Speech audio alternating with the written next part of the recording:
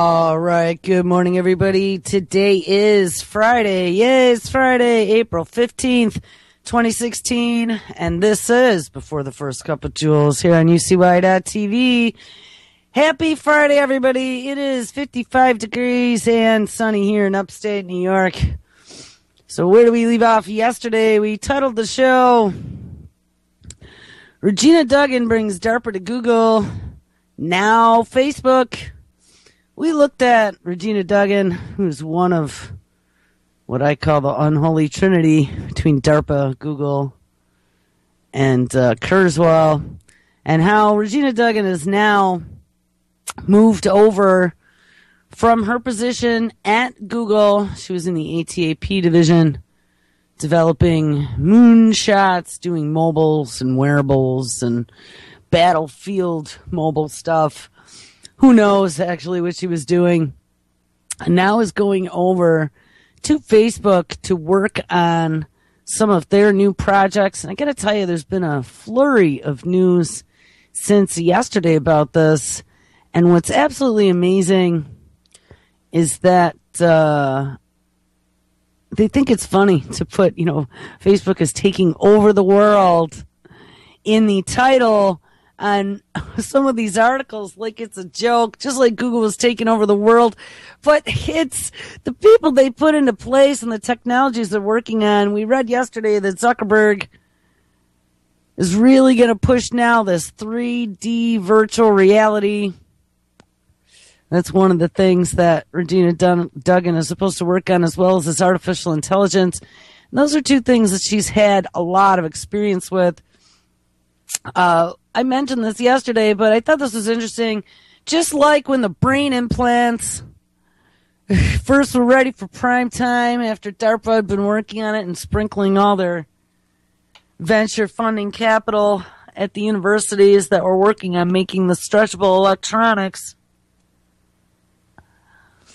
They had to get that into the public eye, and so National Geographic did live brain surgery, implanting a chip to help some poor patient with Parkinson's disease. It was the same exact technology they were working with to help control PTSD and things in soldiers. Well, I see a story. This is from the 13th, so 2 days ago. Now we have everybody, Microsoft and Facebook included, launching their own version of 3D goggles. We have that VR Pornhub released all the free VR porn. Well, now we have watch the world's first 360-degree VR surgery live on Thursdays. This must have been yesterday. Wonder how the surgery went. Hope the guy made it. And this 360-degree VR, guess what? Was that not what we were just reading about with Zuckerberg and some of the new technologies that they just rolled out at that Facebook 8 conference or whatever it was called that was going on this week? Let's see. It says you can watch it free. Mr. Shafi, so this is the story. VR operations. It's all about stitch them up, not shoot them up. So is this supposed to be normalizing with reality TV that VR goggles and brain surgery are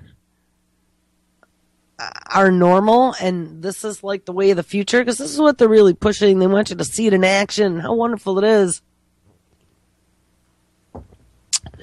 Mr. Shaif Ahmed, Consultant General, Colorectal and Laparoscopic Surgery at Bart's NHS Trust, was in the news for bringing his craft a good deal closer to the gaze of his medical students by donning his Google glasses. Oh, he removed tumors from the liver and the bowel of a 78-year-old British man, and he allowed 13,000 trainees and clinicians to witness a surgeon's eye view of the procedure as it happens.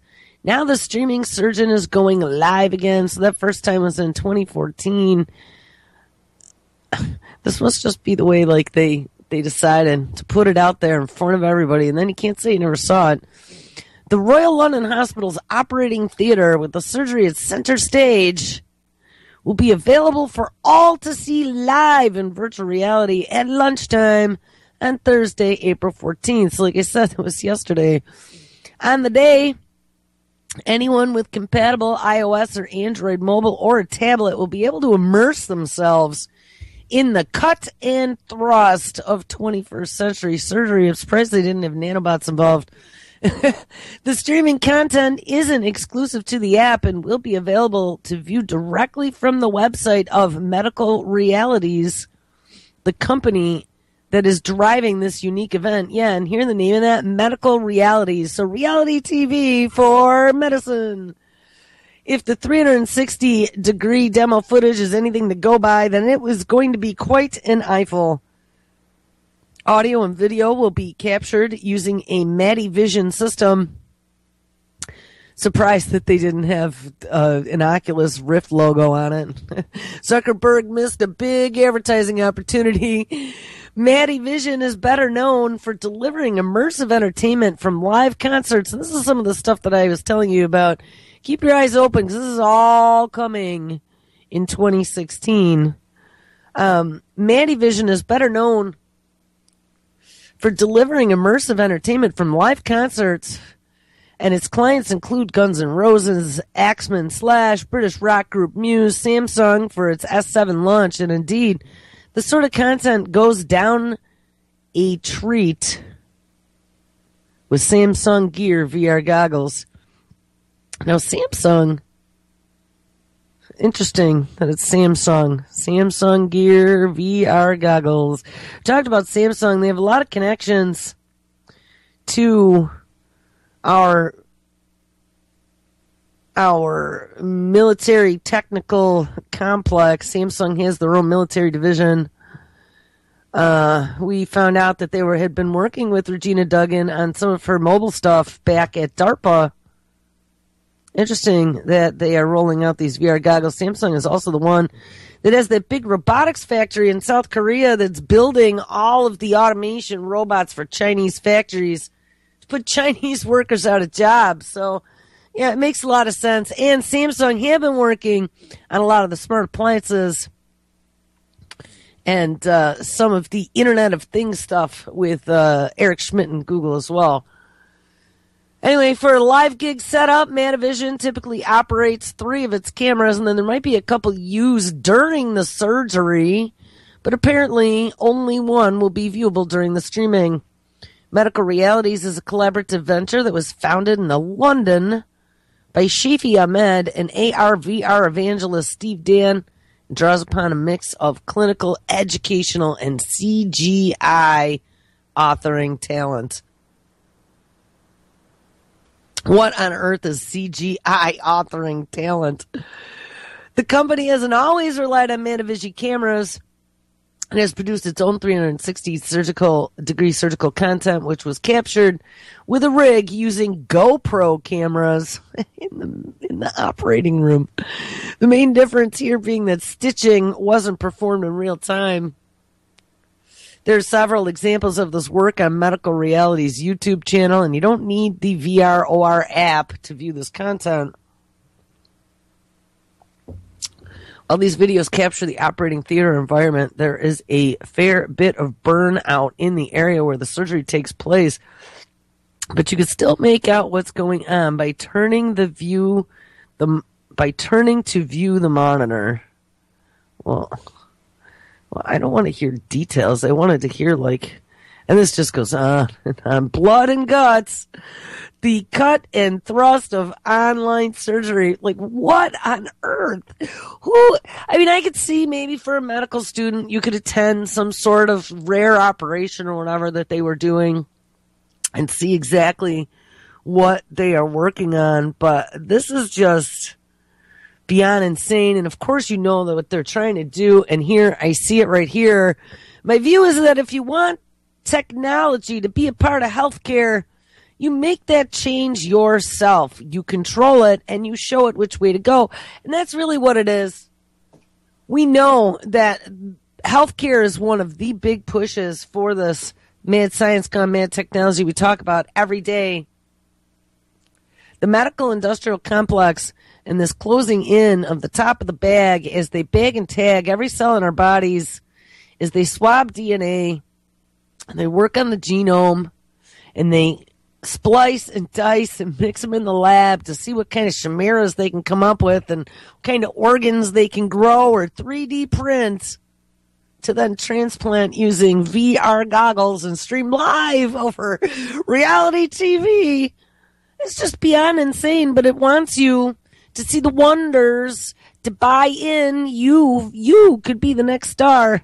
You could be the next reality healthcare TV star.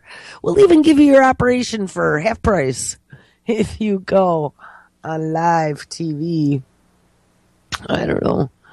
Having had separate meetings with Apple, Google, and Microsoft, Ahmed declares that while these companies have the technology, they need input from the people such as healthcare professionals to show what can be done with it. They want us to challenge it and move it on, and it's actually up to all of us to use it. To sit back and go, oh, I'm not going to change. Well, you're going to be forced to change at some stage. And ding, ding, ding, ding. I'm sure there's all kinds of traditional doctors out there who say they don't want to do this. But you know what? They're going to force everybody to change. That's what he says. You're going to be forced to change at some point. The cost of admission is cheaper. It's what patients want, and it's going to be happening within the next 5 to 10 years, regardless. His vision extends into primary care, and again, it's all about connectivity. Here we go. This is the electronic health records and tying you into your medical dossier. It's all about connectivity, sharing knowledge and lowering costs, and a way of dealing with the lack of beds in the hospital is to keep the patients in the community and manage their needs using telemedicine. Ding, ding. Again, something we've talked about a lot of times is being able to monitor you remotely. And, yesterday when we were reading about Wearables, the brand new Wearables that the Jacquard project that Regina Duggan had been working on over in her ATAP program at Google has morphed out. First they had started with like Levi's or something, but now it's morphed out where they can weave antennas into your clothing and make them do all kinds of things. And one of the things they talked about is how that would enable us to have 24/7 the clothing giving us some sort of biometric information to make it your superpower, as well as being able to send that information real time to your doctor. So if it notices that there is a problem, or if it notices that your heart rate is elevated or your sugar numbers are up or whatever, it can alert somebody. And, we'll take a look at this a little bit later, but I saw 2 stories now, and, we kind of talked about it. I know they were talking about them coming in the future when good old Tommy Insel, the former director of the National Institute of Mental Health, we've talked about him a lot of times, moved over to Google. Yes, he did. Mental health is going to be something Google works on. But we talked about many times before, in the future, them having a smart application to diagnose mental disorders on your smartphone. And, Tom Insel had said that was the kind of the future of mental health care, would be able to do diagnosis remotely, because there are so many different telltale traits that they are now discovering as they do brain research inside now with this brain project, where they have tells. Schizophrenia. Schizophrenia was a big one. They can tell just by how disjointed your sentences are within a certain period of time whether or not you're having an episode. I saw a new one yesterday. Now they can diagnose you with depression, but even before you're depressed, because not only is your smart device, whether it be your phone or your clothing or whatever you have now is the Internet of Things that's bagging, tagging, and tracking you, they could tell as they watch your patterns whether or not you're deviating from those patterns. And by deviating from those patterns means something's going on. So as they then collect more information, like where you go or what you search online or what you talk to your friends about using your speech recognition application, they can determine whether or not you're having a pre-depression episode. That's like, and then send you information or links or phone numbers or alert authorities to let them know that Bobby isn't doing too well today and it might be time to send the medevac drone. Or just push the button, let the little nanobots that are already inside his body, this is a little bit in the future, maybe, release some of those dopamine producing drugs. Or suggest, actually, even better, because I don't know, we're going to give them dopamine producing drugs. That might be illegal. But we could suggest, Johnny, if you're feeling depressed, here, your friendly cell phone companion that's going to be with you 24/7 for all you codependent people. We've made codependent on technology over the last 30 years. We're going to suggest that you pull out the joystick and start playing some video games to push those dopamine buttons to get you over that depression hump. Johnny and Bobby and both of you on the couch now. I mean, I see that happening. Like you said, I saw a story yesterday talking about something very similar to that. Maybe they weren't telling you to go sit on the couch, but they were already talking about them knowing that you're having an episode long before you do. All right, let's finish up with these VR telemedicine goggles. So yes, telemedicine, being able to bag and tag you and send your information to your doctor and monitor you at all times. Your Fitbit isn't going to be the only thing anymore. It's going to be right in your clothes. Of course, also the one thing I wanted to mention while we were reading about the wearables yesterday, being able to monitor you real time. An announcement came out at the very bottom from Ashton Carter, Secretary of the Department of Defense, saying that they were just so excited about this because this is one of their big projects, and this new institute, the Advanced Functional Fabrics of America, is working together with 50 universities and industrial partners, as well as the Department of Defense. So, I mean, it came right out of DARPA. There is no doubt about that. And good old Regina Duggan was the dotted line that connected that to everything. All right, anyway, back to these VR goggles and telemedicine. Ahmed has been working with Advanced Medical Applications, which is an Ubisoft company whose expert eye mobile systems has found uses in advising paramedics on the scene of emergencies, as well as less critical outpatient monitoring. Now, what's interesting, Ubisoft, if I'm not mistaken, Ubisoft is another gaming company, and we just saw NVIDIA when we were looking at supercomputing in an AI with deep learning. NVIDIA was a graphics card processor manufacturer. Actually, they make graphics cards, but they're known for their processors, and they are now utilizing NVIDIA to do a lot of the supercomputing for AI. NVIDIA is becoming a bigwig in this new AI military industrial collaboration that is happening. Ubisoft being a game manufacturer. So if you think about it, we started way back when I told you guys that now, at the time it was 18 years, probably 21 years now, when I worked in distribution, and it was back in the early days, we were the back end to any e-commerce computer stuff that you bought online. There was one place that sold it to those resellers, and it was us. So I saw everything. Every computer electronic product that came out, it was skewed up on my system. And the day that the Department of Defense skewed up the first-person flight simulators, I absolutely 100% remember that day because a couple friends and I were like, what? Why is the Department of Defense listed as the company that is selling this product?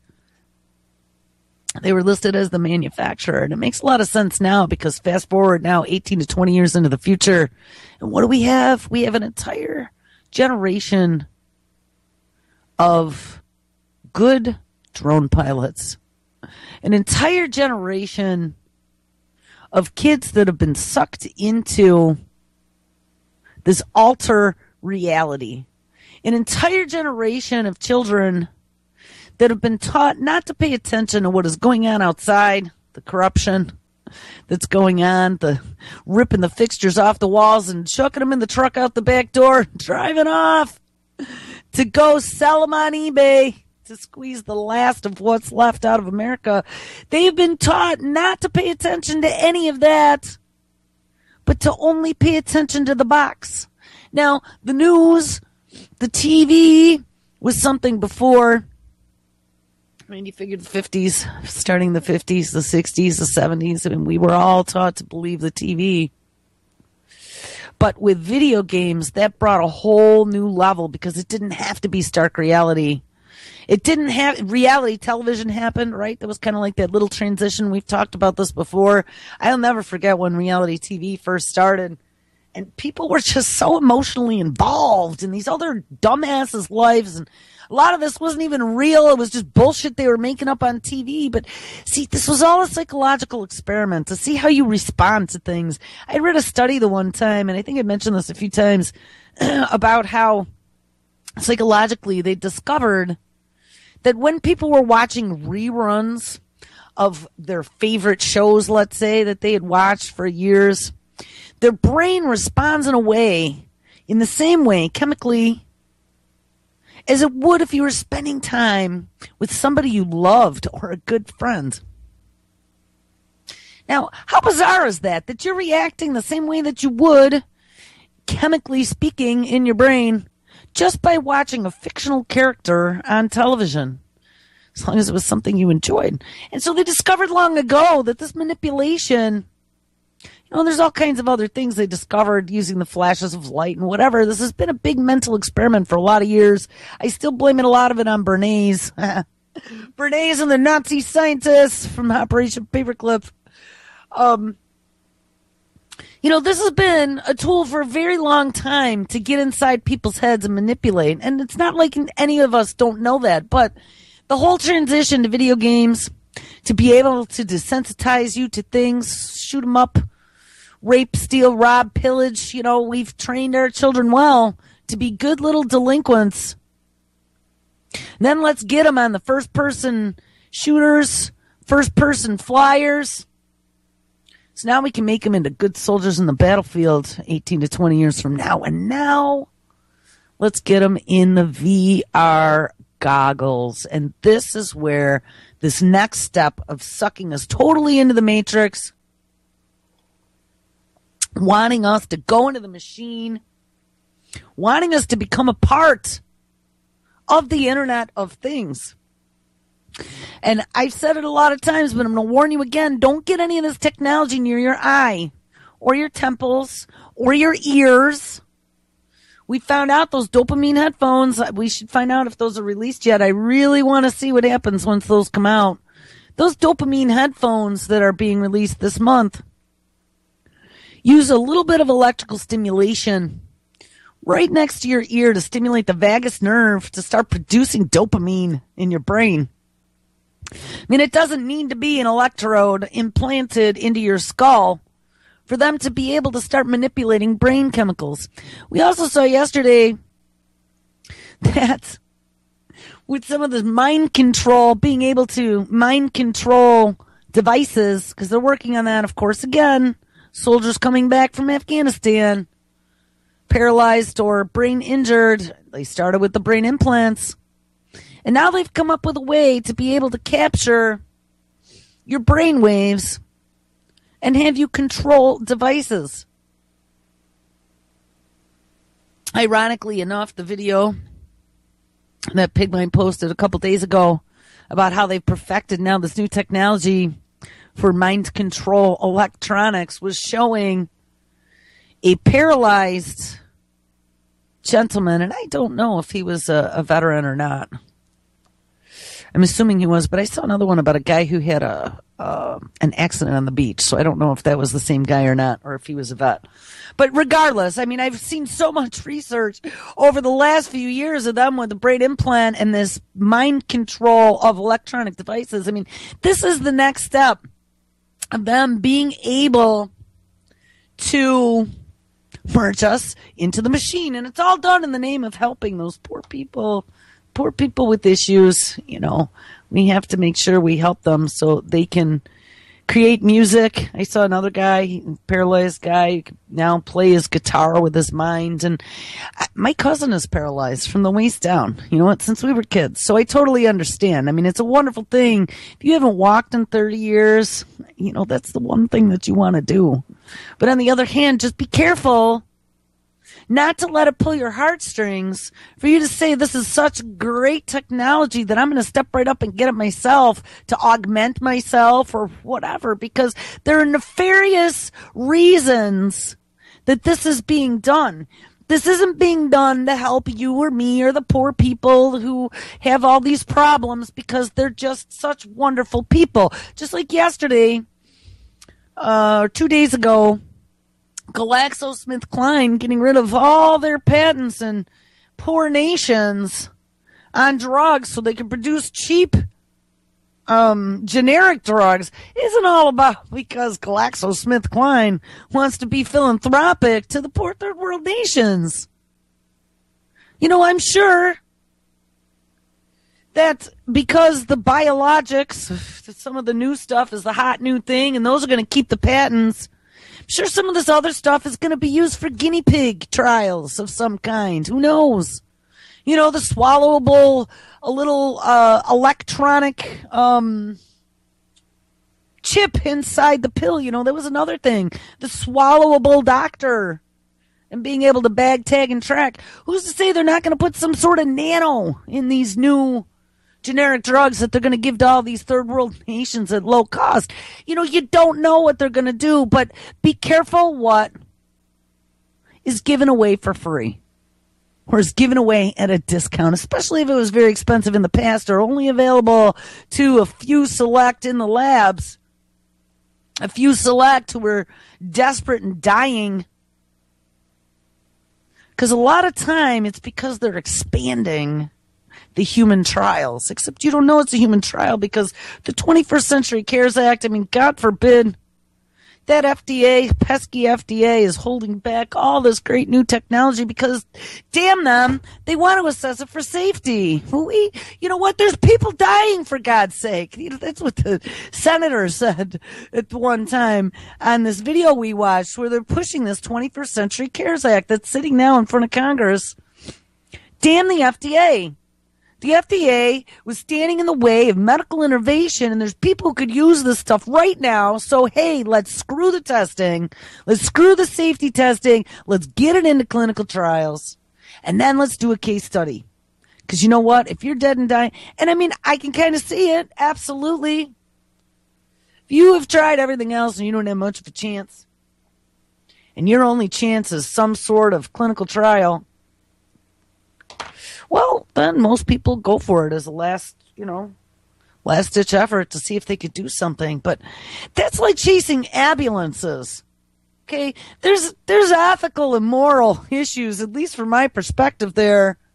I mean, if I'm developing a technology that I'm going to make bazillions of dollars of profit on, and especially a technology that was paid for with DARPA sprinkled tax dollars at universities and developed in a mad science lab and then rolled out, oh, look how happy and friendly in some new startup company that the scientists created, some new startup shell. And now they need to show proof of concept. That's what they call it. Do a case study, do some nice glossy photos, do some, hey, live VR surgery. Look at these nice close-up photos. That's how they sell it. Then they put it in a nice advertising package, play the commercials on TV, direct to consumer. And now you can have your own cure for toenail fungus with the touch of a button. I don't know. It just, when you look at the whole big ugly picture, the way the mad science is going to meet consumeristic society and opening your arms to inviting in the machine, because it's playing on our instant gratification, narcissistic society the technology has created. It's going to make you younger. It's going to make you live forever. Something all the tech titans are funding and working on. Longevity projects everywhere. I was just reading something about Kurzweil. I went down a few paths yesterday after the show, and says he takes some crazy cocktail every day of like 110 or 130 vitamins or something to try and stay young. That's insane. I don't know. I used to go on my kick, and I have to say I did feel a lot better back when I was doing my vitamin regimen. I did probably about 20 a day. But I got to tell you, after swallowing 20 vitamins, it really sucked, and it was hard. And doing that on a daily basis, I don't know, it got old after a while. Anyway, let's finish this story about these Ubisoft. Is this Ubisoft? Ubisoft. Ahmed, this is the surgeon, has been working with American Medical Applications, an Ubisoft company whose Expert Eye mobile system has found uses in advising paramedics on the scene of emergencies, as well as less critical outpatient monitoring.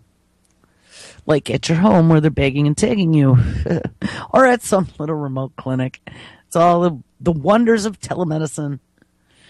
In the community, you put the glasses on a district nurse or on a physician, and they look at the condition, and then they can type and communicate with a whole load of specialists in the hospital, chat with specialists, get some advice on dermatology, chronic wounds, or general management of the patients themselves. You can do it remotely instead of, say, admit to A&E or go to casualty to be admitted, waste a bed, and waste money. We can save, but not by compromising healthcare.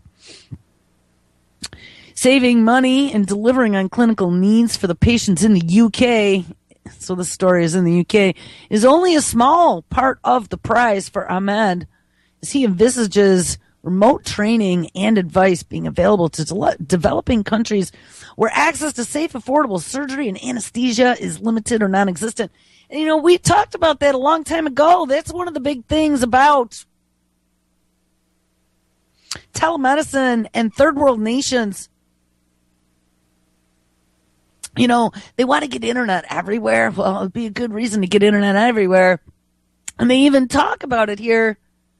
Look at the dark red, the areas that are poor and that don't have access to health care. We are penetrating the areas of concern just by using a smart device, a simple 3G connection and nothing else. So you can see the value of technology in the workplace.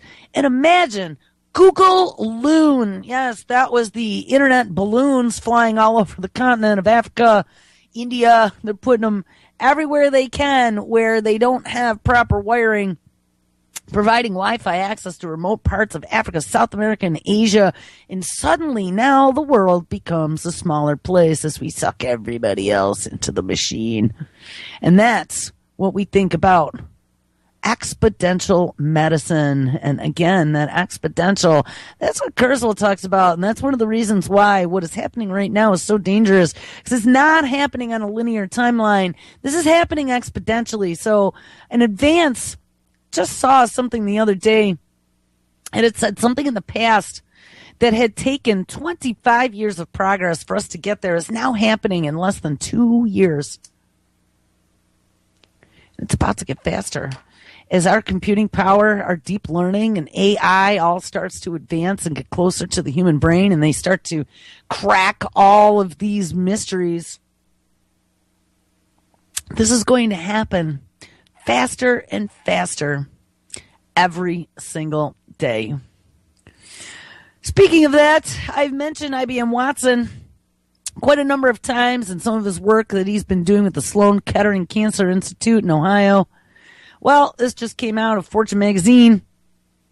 IBM and the American Cancer Society want to create the ultimate cancer advisor. So we now have Watson as your cancer doctor. It is intended to help patients through the course of their treatment. IBM and the American Cancer Society are now launching a new partnership that will combine the power of Big Blue's cognitive computing platform, i.e. Watson, with the wealth of cancer research and patient support services provided by the not-for-profit organization. And I'm just going to mention this. Something that's interesting is that you see now any of the stories that are coming out about nanobots are all about putting nanobots in your blood loaded with a payload to be able to cure cancer. So today it's Watson offering you advice on your treatment. Tomorrow it's going to be Watson offering you advice on getting the tiny little robots to swim into your blood and provide you the cancer payload. We'll look at that one next. Anyway, let's get back to good old Watson. The Watson Health Initiative was announced just this past Tuesday by, yes, that creepy lady CEO Ginny Rompney of IBM at the 13th Annual World Healthcare Congress, a meeting that gathers top executives from health and life science companies to discuss the biggest issues affecting the industry. The two organizations will combine forces now to create a service that will provide cancer patients, survivors, and caregivers personalized access to vetted cancer resources. Yes, God forbid the internet is not a reliable source of any information, and so Watson is going to vet the resources and feed them to you. Watson has read reams of oncology literature, but this phase is now about learning all the cancer advocacy literature and how to support cancer patients, survivors, and caregivers in this journey. More than 1.6 million Americans are diagnosed with cancer each year, and the patients are hungry for accurate, useful information that is specific to their disease. American Cancer Society has collated over 14,000 pages of vetted, detailed information across more than 70 cancer topics, as well as risk reduction and early detection information, most of it currently accessible on cancer.org. Watson will ingest this information. Yes, ingest it and then digest it. And link it to the Watson Health Cloud. Now remember, again, the Watson Health Cloud. The cloud of so many things. We've talked about your data being in the cloud, your personal data being in the cloud, your medical data being in the cloud, and then some of the learning clouds that are happening with this deep learning AI, Baxter robot being able to learn and upload what it learned to the cloud, and all the other Baxter robots able to access that learning of the one robot. Watson will ingest this information and link it to the Watson Health Cloud, a secure collection of de-identified, so don't worry about it, we can't identify you, patient data. It will also use all of that knowledge as the foundation for the health advisor, which will be able to respond directly and personally to a user. No internet searching necessary. No, that internet full of lies, per Bill Clinton. For example, say a woman was diagnosed with late-stage breast cancer and she has already decided with her doctor on a treatment path, but is now experiencing extreme pain after her first round of chemotherapy. She could turn to a health advisor to ask, in natural language, if this pain is normal. The advisor would be designed to use the wealth of data within Watson to compare to other women with similar characteristics and then provide details on standard symptoms and self-management options, particular to her stage in the disease and treatment. It may tell her that the pain is normal, but anything extreme should be reported to her doctor, and over time, the advisor may also learn that she prefers group support sessions over individual health coaching and blah, blah, blah, blah, blah. You know, what I think about when I start reading all this telemedicine is something that they had talked about when we first found out about nanobots being able in the future to repair bodily issues and detect and destroy long before you even know you have a tumor. They were pushing this to be like a Star Trek doctor for when we hit the stars and start traveling to other planets. Because there's not going to be too many space doctors out there. And how are they going to fix you? So if they start databasing all this information in the cloud on brain surgeries and cancers and 3D VR goggles showing how they do all this stuff and making all that information available to be able to then give someone access to remotely, I could see how that could be pretty interesting. I also saw, they've been working with robotic surgeons doing surgeries using scalpels with a robot. I don't know. I remember there were a couple in the very beginning that went a little awry. There was one with a lawsuit. But, in the future, some of these big paid narcissist surgeons are not going to have jobs, these cancer doctors, because there's not going to be anything for them to do except sit at a desk in a room with their VR goggles on and answer questions from people around the globe who seem to need help with nurses or what do they call them? Physician's assistants doing the work, the hands-on work. And eventually it might even be some sort of robotic assistant on the other side. Yeah. This is what socialized medicine's all about. Do more with less. Let's put everybody out of jobs. It says, by pairing the patient-centric new advisor with the clinician-focused platform, IBM envisions a full-circle approach to cancer treatment. Watson technology would first help the doctor make a clinical treatment decision, and then the doctor can switch over to a healthcare advisor option to share information on localized cancer services like volunteer transportation options. Well, okay. Just keep your eye on that. Because Watson has been doing some back-end healthcare for a while now, and that Ginny, IBM CEO, has been talking about it for a long time. They partnered with that Under Armour underwear to be able to monitor your bio signs, your sweat, your heartbeat, do your Fitbit stuff. And eventually, they've already been talking about doing remote diagnostics, biosensing. And that's a lot of stuff that's already out there. It's going to be real-time surveillance of you completely, all in the name of this medical, healthcare, industrial, military complex. These tiny robots swimming in your blood are going to save your life. Researchers have tricked cancer cells into eating balls full of poison, killing the cells and effectively treating breast cancer in a bunch of mice, says a new report in Journal published on March 14th. These little miracle balls are called, nanoparticles, and they could be the key to finding, diagnosing, and treating a number of illnesses in the future. Think of nanoparticles as little delivery trucks, and they can be loaded with almost anything from a medical lab, a medicine, a fluorescent agent, or in this case, a poison. Ding! But these delivery trucks are tiny. And actually, tiny isn't the right word. The screws on your glasses are tiny. The pebbles that get stuck in your shoes are tiny. A grain of sand is still tiny and 5,000 times bigger than the largest nanoparticle. Nanoparticles are small enough to breach the blood-brain barrier, which is the blockade in your head that keeps bacteria and little nanobots out of your brain, as well as other cellular refuse. And if you can move drugs through that blood-brain barrier, well, then you can treat a new host of diseases and do things in the brain.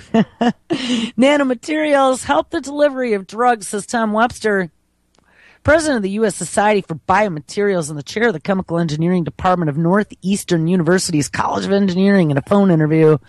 If a pharmaceutical company has developed a drug to treat cancer, what we have done in the nanomaterial community is help carriers for that drug so it can target specific cells and then release that drug to the cell. Now, a few days ago, we looked at them not only creating new molecules with their 3D printer, but also 3D printing drugs. And they had talked about in the future being able to have little drug manufacturing plants in some sort of nanobot inside your body to be able to produce drugs on demand someday and deliver them to the site where they are required. I mean, this is beyond insanity. I just hope that either we get an EMP or I'm long gone before this stuff is like full frontal, because I don't want any part of this at all. And we looked yesterday as well at some of the research DARPA was doing. They had that A2P program, the atoms to product, building from a nanoscale up until they created something like a real life replicator. And they had another program, I'm trying to remember what it was called, where they were creating an artificial immune system with the tips. I think they were little tippy tips. And what it did was it scanned your immune system and acted like a, here it is, co-evolving antiviral. It acted like T cells or white blood cells and a virus where it infected your cells, but it sat dormant until it found something that it didn't recognize, and then it mounted an attack. And after it mounted the attack and went back to normal, it could then mutate and morph, shapeshift, that's what they said, shapeshift, to be able to morph just like the viruses do, ideally to outpace evolving pathogens. A therapy or vaccine would adapt in real time, shapeshifting as fast as its targets do. And to pursue that radical approach, DARPA has launched its interfering and co-evolving prevention therapy, also known as Intercept.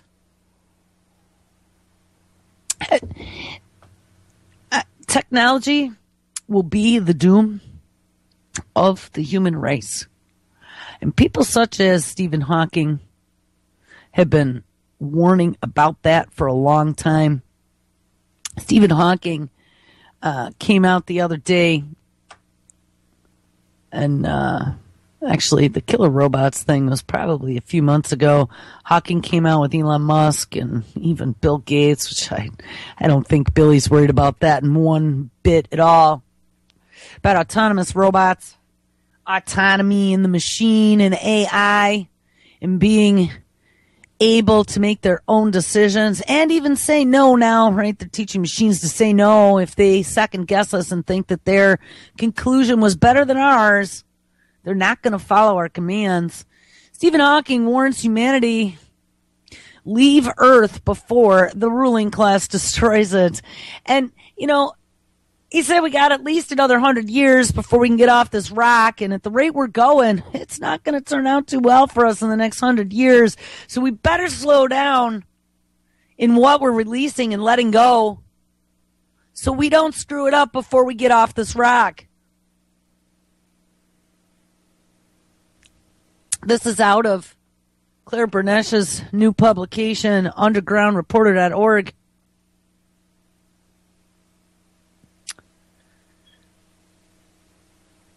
Oh, they shared it from the anti-media. Humanity's future is in peril thanks to the so-called advancements in science and technology, claims Stephen Hawking, who, of course, cited nuclear war, global warming, and genetically modified viruses as deadly threats to our existence. And yeah, there's something else we looked at was the DIY gene editing kits, CRISPR technology, and mad science all over the globe. They're sending CRISPR out to whoever and anyone who wants it to be able to do DIY gene editing in their basement, garage, or parents' back room in New York City, no less.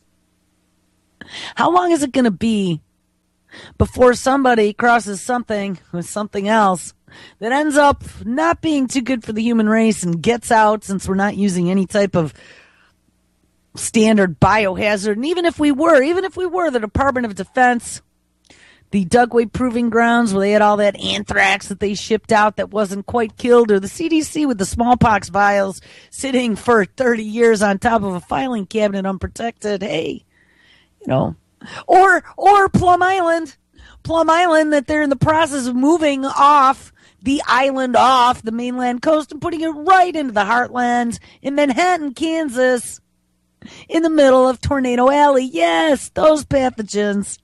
Don't worry about it.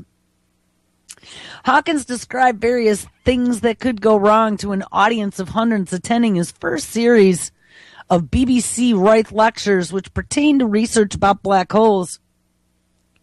He asserted the necessary for colonization on other planets to ensure the survival of the human species.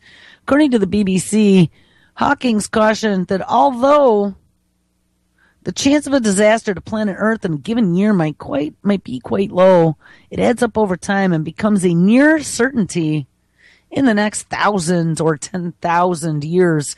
But by that time, we should have spread out into space and 2 other stars, so a disaster on Earth would not mean the end of the human race. However, we will not establish self-sustaining colonies in space, at least for the next 100 years, so we better be very careful in this period. And, they are working. I just saw recently that the United States has announced that they are discontinuing their support for the International Space Station. And they're going to start dedicating their resources toward creating a moon base as a jump point to creating some sort of colonization on Mars. But I still ask why, since 1967, we started going into space, why there is no Disney World on the moon yet. Because, if you look at the way the United States is, you look at the way we commercialize everything and spend money, if all that were really true, if we had really done all this and space flight wasn't just something that was done on TV to make us look like we were the world's superpowers, I think that we would have already been doing trips to the moon. They talked about the Playboy Mansion in space. I saw that part of this, whose rocket was it? Was it Elon Musk's SpaceX rocket that just took off this past week? Delivered not only supplies to the International Space Station, but also an inflatable hotel that they attach to the side of the International Space Station. And at some point in the future, the people can be able to go up and visit. How insane is that? So, we commercialize and cannibalize everything. And I don't know, 100 years to get off this rock seems kind of slow, considering it's not that far away. Anyway, it would seem counterproductive for such a well-respected scientist to decry scientific progress as humanity's most existential threat. But this isn't the first time Hawking has advised us to exercise caution. Last summer, of course, theoretical physicist was among over 1,000 artificial intelligence experts who signed the open letter about weaponization of robots and the ongoing military artificial intelligence arms race among the world's military powers. And it's not just the artificial intelligence arms race, it is the biological mad science gone mad race as well. In October of last year, Hawking warned scientists at the European Center for Nuclear Research, i.e. CERN, about the potential for the Higgs boson God particle to also initiate catastrophic vacuum decay. Oh, yeah, CERN's another one of those mad science projects since 2008, I believe. Ever since the world started to go completely insane and they fired that puppy up. He warned about the Higgs boson God particle to initiate catastrophic vacuum decay, the formation of a quantum bubble that expands at the speed of light, and it could decimate our entire universe. Concerns over the automation of the world's workforce, coupled with capitalist greed, also earn the scientists' stern alarm, and in fact, taken collectively, Hawking's numerous warnings are aimed directly at the careless hubris, my exact words, of the ruling elites and their tendency to act in favor of profits in a variety of fields. Yes, and they're all disruptive technologies without any consideration given to long-term consequences resulting from such hastily implemented projects, right? Don't test anything. Let's let it out in the wild. Let's play with all of these microbes where we could push a button per the DARPA lady and create life on demand. What could go wrong? In fact, despite numerous cautionary scenarios Hawking has proffered, he claims society will likely discover a means to cope. Yeah.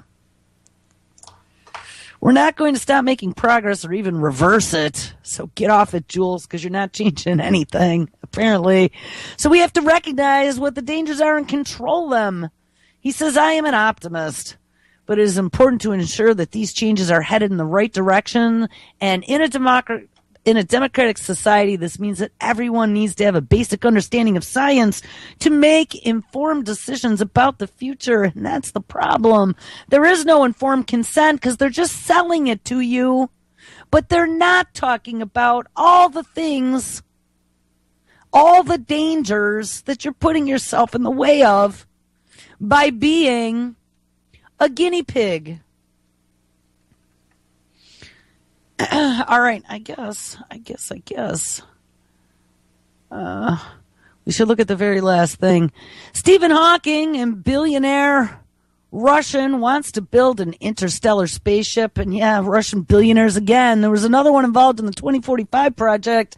Last year, the search for extraterrestrial intelligence got a major boost when Russian billionaire Yuri Milner unveiled a $100 million effort to scan the skies for radio and light signals emitted by aliens. Not content to simply sit tight and wait for ET, Milner now plans to build interstellar spacecrafts.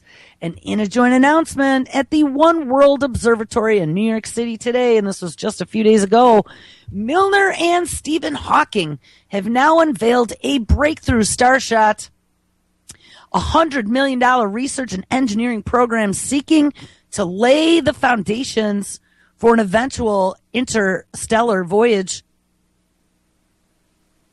The very first craft can travel at relativistic speeds. The program involves building light-propelled nanocrafts that can reach up to 20% the speed of light, and the robotic spacecrafts would pass Pluto in 3 days and reach our neighboring star system, Alpha Centauri, in just 20 years.